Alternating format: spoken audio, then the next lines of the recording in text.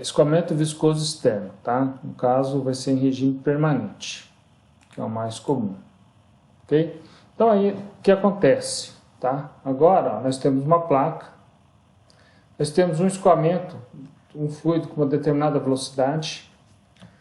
Quando esse escoamento, esse fluido, toca na placa, tá? Desenvolve um perfil de velocidade e, junto com ele, uma camada limite, tá? Por causa do atrito, tá? Se não houvesse o atrito ou a viscosidade do fluido, não haveria esse perfil de velocidade e não haveria essa camada aqui, tá? Então, o escoamento aqui junto à placa, na superfície da placa, a velocidade é zero, esse U vale zero, tá? Em um determinado momento, essa velocidade U é bem próxima da velocidade da corrente livre, tá? E aí existe um critério para determinar quando que a gente vai considerar que nós vamos calcular a altura da camada limite, tá? Essa altura da camada limite, ou espessura da camada limite, tá? Ela é definida como uma razão entre a velocidade U e a velocidade da corrente livre, como ela sendo 99% da corrente livre, ok? Bom, então vamos entender essa resolução aí, tá? Então, ó, nós temos a equação de Navier-Stokes na direção x, tá? Que é a equação da quantidade de movimento linear, a formulação diferencial dela, tá? Aqui, desse lado esquerdo, aqui nós temos a força por unidade de volume, né? Ou a taxa da quantidade de movimento linear, tá? Que é dado pela densidade vezes a aceleração total, tá? Aqui a aceleração local e esse outro aqui, esse outro termo aqui só é a aceleração convectiva. Desse lado de cá nós temos as forças da gravidade, a força devido à pressão e as forças viscosas, tá bom? Então, essa é basicamente, né? Então, ou seja, né? A força que está atuando no volume de controle, tá? É igual à força da gravidade, mais a força devido à pressão, mais as forças viscosas, tá? Então, nós temos aqui o eixo X, o eixo Y para cima e o eixo Z aqui perpendicularmente ao plano XY. A gravidade está atuando no eixo Y, tá? Então, para baixo, tá? Então, nós não vamos ter essa gravidade aqui, mas já comento alguns detalhes aí com vocês. Muito bem, tá? A equação da quantidade de movimento linear em regime permanente, tá? Se é regime permanente, eu vou começar aqui embaixo, tá? Não vai ter esse du dt, bom? E não vai ter a velocidade w, tá? Que é na direção do eixo z. Lembre que o z está perpendicularmente ao plano xy, tá? O x para a direita e o y para cima. Como a camada... Por que tem a velocidade u? Tem, beleza? Tá? E tem a variação de u com x. Por que tem a velocidade v? Porque nós temos uma camada limite que está crescendo. Se a camada limite está crescendo, a gente tem uma velocidade na direção y para cima e vai ter uma velocidade na direção x, porque tem também um escoamento da esquerda para a direita. Tá? Não vai ter a gravidade, não vai ter a variação da força viscosa com x, tá? E nem com z, só vai ter a variação da força viscosa com a posição y. Então só a força viscosa só vai variar com a altura, tá? Ela não varia com a posição x, ela é sempre a mesma no caso da força viscosa. Então, não tem essa variação, quer dizer, ela não tem, tá? Tem só com y. Bom. Daí, nós temos a equação da continuidade, tá? No plano xy, então na direção x e na direção y, e a equação da quantidade de movimento linear é essa aqui, vai sobrar, né, o termo da esquerda, tá? O termo de pressão e o termo da força viscosa, onde a velocidade u, né, a segunda derivada de u varia com a segunda derivada de y, beleza? Então só temos isso aí. Bom, e aí, ó, quem resolveu essa equação foi Blasius, tá? Ele solucionou a teoria da camada limite para o escoamento isotérmico em regime permanente de um gás com gradiente de pressão nulo para um escoamento laminar, tá? Então, isso aqui é por causa do laminar. E a gente vai ver depois qual vai ser o Reynolds, o número de Reynolds, que é crítico, quando que ele passa de laminar para turbulento. Igual acontece no escoamento dentro do tubo, tá? Lembram lá que o critério para regime de laminar para turbulento no tubo é 2.300, tá? Agora aqui vai mudar um pouco. Bom, e aí, né, Blasius foi resolver essa equação, como o gradiente de pressão nulo, então não vai ter esse termo, tá? Então, ó, simplificando, a gente tem essa equação, isso aqui é uma equação diferencial, tá? E quais são as variáveis que nós temos? Nós temos a velocidade U, a velocidade V, a variável x e a variável y. Nós temos 4 variáveis aí, tá? Ó, neste caso, é impossível resolver essa equação. A solução de Blasius foi tornar essa equação diferencial, que está na forma dimensional, tá? Isso vocês precisam entender por enquanto, tá? Não precisa ficar decorando todas as etapas de tudo, tá? Mas, em termos gerais, transformar em uma equação diferencial na forma adimensional, somente com 2 variáveis, uma dependente e a outra independente, envolvendo as 4 variáveis dimensionais. Então, aí a gente vai ver como que ele fez isso para poder resolver essa equação. Essa aqui em cima, tá? O que ela vai virar, tá? Bom, ele usou o princípio da similaridade, tá? Pela geometria, ele sabe que a velocidade U sobre a velocidade da corrente livre é função de Y sobre delta. E ele fez algumas medidas, né? Algumas medidas foram realizadas, ele descobriu que esse U sobre V infinito é uma função de y raiz quadrada do v infinito ni sobre x, tá?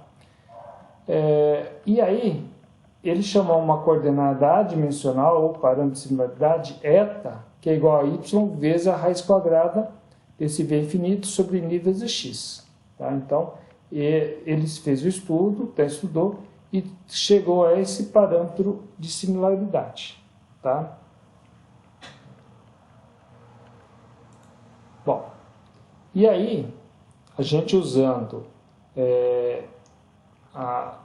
ele conseguiu também falar das componentes da velocidade de suas derivadas em termos da função da corrente adimensional com a coordenada eta, tá? Lembra que a gente estudou em escoamento potencial, né, lá um pouco no começo? A gente usava a função de corrente para poder relacionar a velocidade com essa função de corrente. E o que é essa função de corrente? São as linhas de corrente por onde escoa o fluido.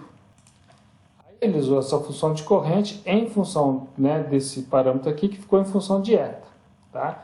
E aí a gente vai ver como é que vão ficar as equações, tá? Então, ó, a velocidade U é a derivada da função corrente, que é em função disso aqui, que vai ficar em função da derivada da função de uma função f em relação a eta e eta em relação a y.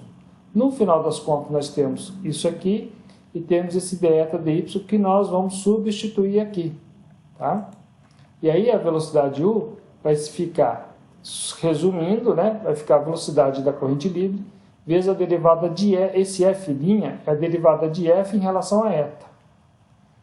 E aí quando deriva du em relação a x, nós vamos ter essa relação, é menos eta vezes a velocidade vezes sobre 2x, vezes a segunda derivada de f em relação a eta.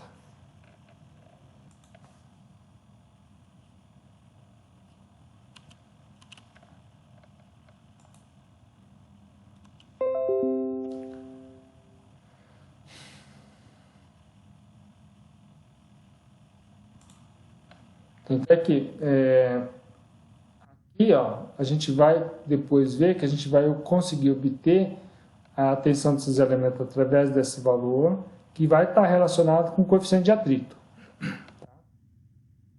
E aqui, ó, o valor de eta, 4,5, 5, 5,5, 6 até 8, tá? Percebam que esse f' ele vai tendendo a 1, tá? E aqui, quando eta é igual a 5, esse f' vale 0,9915, ou seja, o critério da camada limite, tá? Acontece quando o U sobre o V infinito é igual a 0,99, tá? A maioria dos autores usa o valor 5, depois eu vou explicar na questão do cálculo da espessura da camada limite, tá? É um ou outro autor que usa o valor de 4,93, alguma coisa assim, que aí é o valor de 0,99 exato, tá? Esse eta, que é um parâmetro adimensional, que ele vai valer 5, né? O y é a altura da camada limite, ou uma altura dentro da camada limite, tá? Ele vai ser máximo quando for igual a 5, esse eta, tá? Se os valores forem menores, tá? Nós vamos ter uma posição qualquer lá dentro da camada limite. Bom, e aqui os valores do F duas linhas que vai tendendo para zero, né? Conforme você vai distanciando da placa plana, essa tensão desses elementos tende a zero, ok? Bom, tá aí, espessura da camada limite, ó. A espessura da camada limite delta é arbitrariamente definida como a localização onde a velocidade atinge 99% no valor da velocidade da corrente livre, ou seja, U sobre V infinito é igual a 0,99, tá? Essa é uma definição que foi dada. E aí, por meio da tabela, o eta vale 5. Então, a espessura da camada limite, o delta, sobre x, tá, é igual a 5 sobre a raiz quadrada do número de Reynolds. Tá? E ó, é essa equação que foi transformada nessa aqui, tá? Rearranjando aí as variáveis. Então, para qualquer posição de x, né, ao longo do comprimento da placa, a gente tem um número de Reynolds, e a gente pode ter a altura da camada limite, tá? Essa camada limite é onde a gente tem um perfil de velocidade. Muito bem. Então, ó, a solução de Blasio fornece uma resposta exata para a força de arraste sobre uma placa larga. A tensão desses elementos local é dada por, ó, a tensão desses elementos é igual a μ du dy quando y vale zero. Isso aqui também é válido para escoamento dentro do tubo. Se a gente quiser calcular a tensão de cisalhamento de um escoamento dentro do tubo, a gente vai fazer a tensão de cisalhamento é igual a μ du dr, quando o R é igual o valor do Rão, tá? Na posição radial. Tá?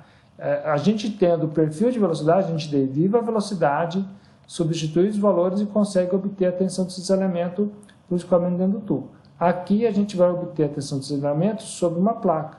Para que isso é importante? Para a gente saber qual que é o arrasto sobre uma placa plana, sobre carros, tá? De um modo geral. Tá? E aí cai nessa equação aqui em termos de parâmetros adimensionais e o F duas linhas de zero, lembra que eu falei? Ó, presta atenção, está até marcado em amarelo. É esse valor aqui, 0,332.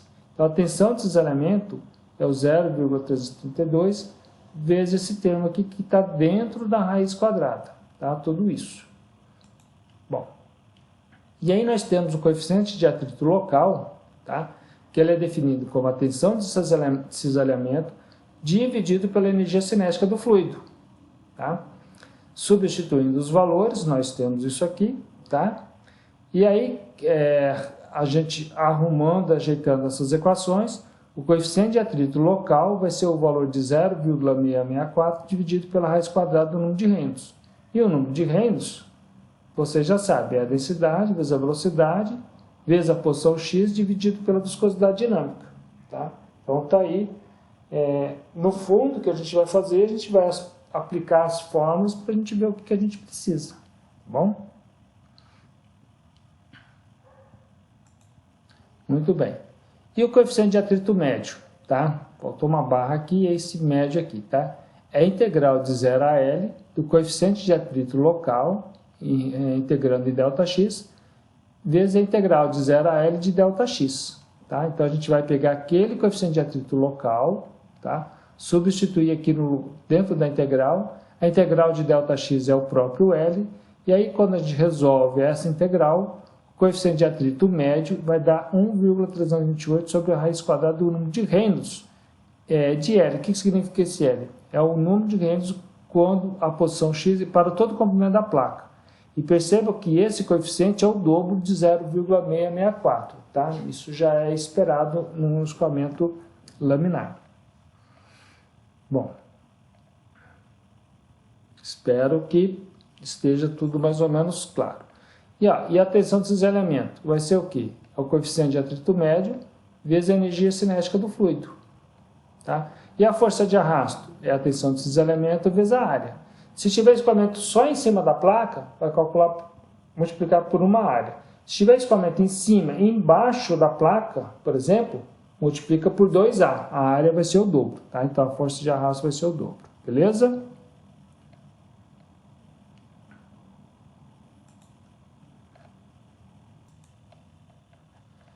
Então, ó, camada limite totalmente turbulenta. Quando que ela é totalmente turbulenta?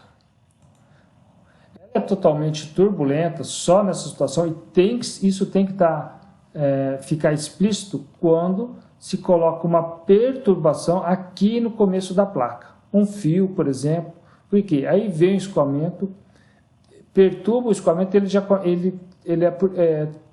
já começa turbulento em toda a placa. Tá?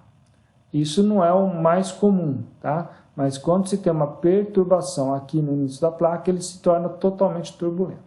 Beleza. Então, ó, a camada limite completamente turbulenta ocorre quando a corrente livre já é turbulenta ou quando se provoca uma perturbação no início da placa larga. Por exemplo, um fio que faz com que o escoamento torne-se turbulento, desde x igual a zero. Tá? Nos exercícios, isso deve ser explicitado. A espessura da camada limite para escoamento totalmente turbulento é essa aqui, tá? Delta sobre x, não é mais o 5 aqui, igual da camada regime laminar, e o número de Reynolds aqui é elevado a 1/5, ou seja, ele é elevado a 0,2, tá? No outro é a raiz quadrada, tá? Que seria elevado a meia, aqui é elevado a 1/5, tá? Então tem essa diferença. Geralmente a espessura da camada limite totalmente turbulenta ela tende a ser mais afinada. Por quê? Porque o escoamento é mais forte, tá? A velocidade comprime um pouco mais essa camada limite. Tá? Bom, e a tensão de cisalhamento, tá? Que foi obtida de forma empírica e foi desenvolvida por Blasius, é essa aqui, tá? Essa tensão de cisalhamento, esse 0,0225 vezes o ρ vezes a velocidade ao quadrado, vezes esse termo aqui elevado a 1/4. Tá? Que junto com a expressão da camada limite, a gente tem essa expressão aqui. Tá?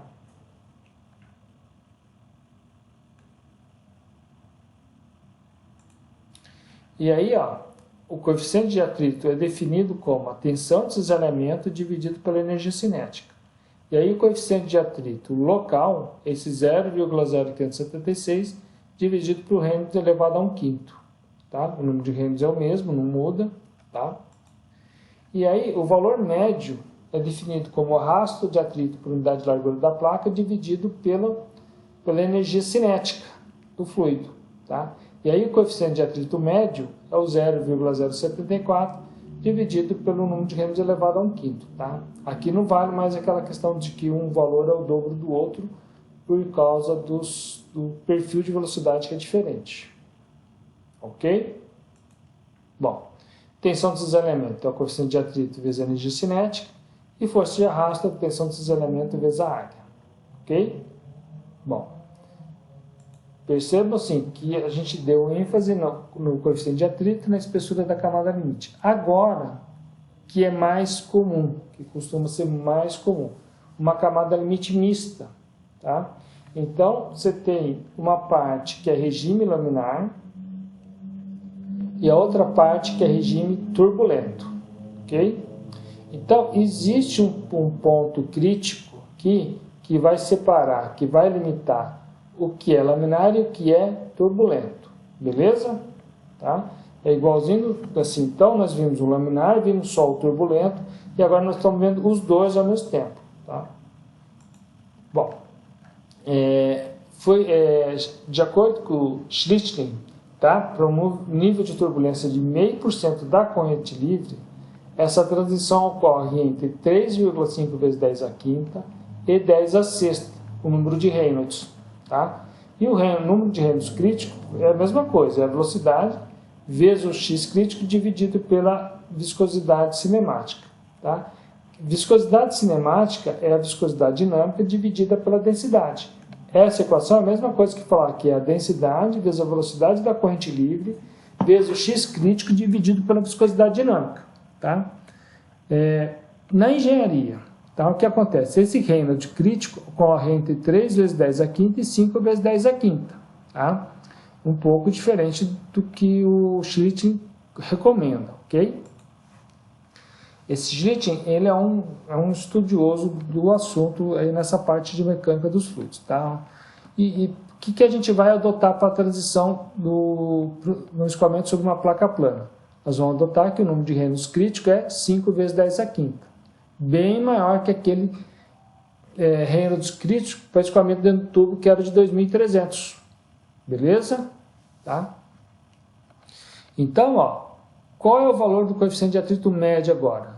É essa expressão aqui. É a parte da turbulência menos a parte que é a diferença do laminar, tá? E essa equação é válida para Reynolds menor que 10 oitava, tá? Então, ela é válida para essa situação aqui, ok? Bom, se houver uma diferença de temperatura entre a superfície e a corrente livre, vamos supor que a superfície esteja a 80 graus Celsius e a corrente livre a 20 graus Celsius. As propriedades do fluido aqui, né, que a gente vai fazer os cálculos, tem que ser avaliada na média aritmética. Então, 80 mais 20 vai dar 100, dividido por 2. As propriedades têm que ser avaliadas a 50 graus Celsius, ok? Bom, agora essa é a parte do escoamento turbulento usando o método da solução de Blasius, ok? Então tá aí o exercício para a parte dessa teoria.